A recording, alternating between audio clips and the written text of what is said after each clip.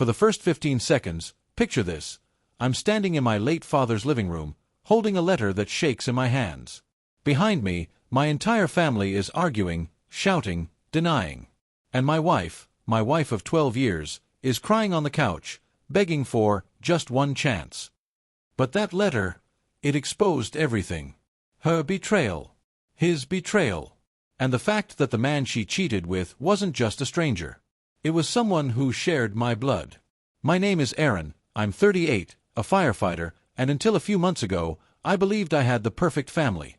My wife, Claire, was a school counselor, calm, patient, the kind of person everyone trusted.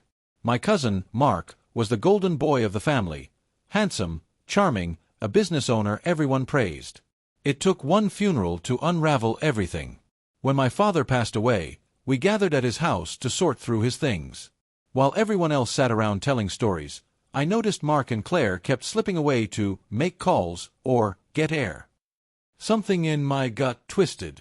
Maybe grief was messing with my head, but something felt wrong. On the second day, I found a hidden drawer in my father's old desk. I expected documents, maybe photos.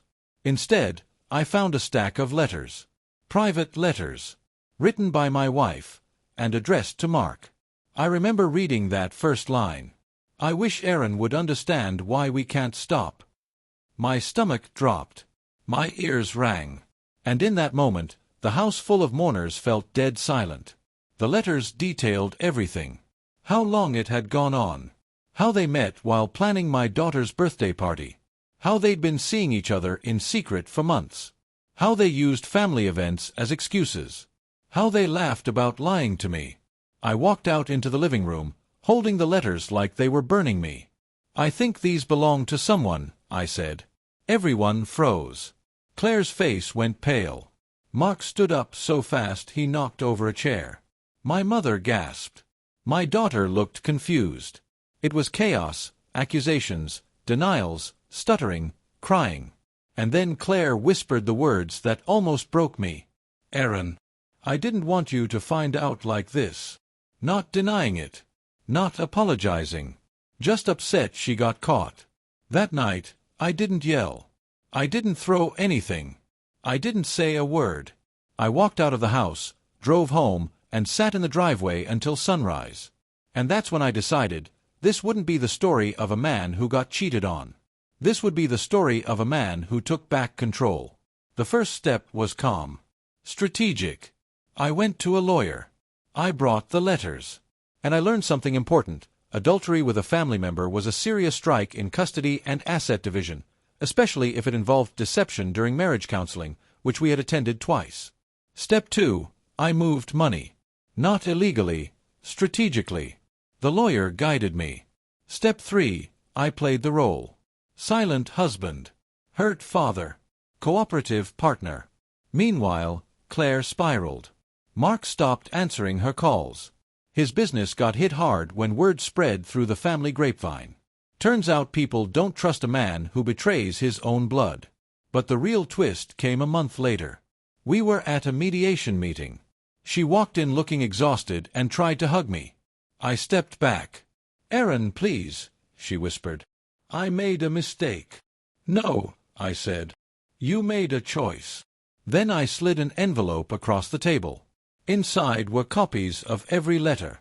Copies of messages she'd deleted. Screenshots from Mark's phone that his own sister had sent me once she found out. Legal documents showing I was requesting full custody of our daughter. A financial agreement that left her with nothing of mine except what the law required. And then the final page. My father's handwritten note, one he'd kept private. He had suspected them. He had seen them together once. But he didn't want to disrupt the family during his illness.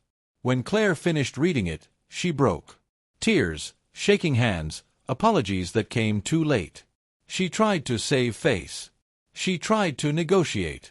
She tried to blame stress, grief, loneliness, anything she could. But the damage was done. The judge granted me full custody. She got limited visitation. Mark lost his business partners. The family practically ostracized him. And Claire, she moved out of state, alone, ashamed, starting over from nothing. People asked me if I felt bad. No. Because revenge isn't always loud. Sometimes it's quiet.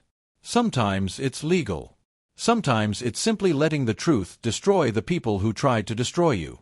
And now, when I look at my daughter sleeping peacefully in her room, I know one thing. They broke my marriage. But I kept my dignity. And that was my revenge.